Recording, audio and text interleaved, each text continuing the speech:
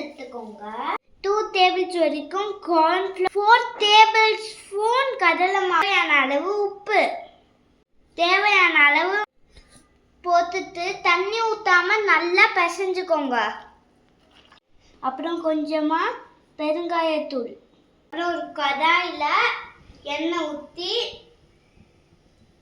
காய வச்சுக்கோங்க. இந்த மாதிரி பிசைஞ்சுக்கோங்க. உங்களுக்கு பிடிச்ச ஷேப்ல இல்லைன்னா இந்த மாதிரி இந்த ஷேப்ல கூட போட்டுக்கலாம்.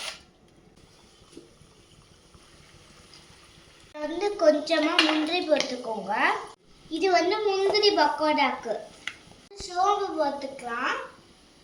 முந்திரி பக்கோடா வேணும். நம்ம முந்திரி போட்டா முந்திரி பக்கோடா, நம்ம முந்திரி போடலன்னா நார்மல் பக்கோடா.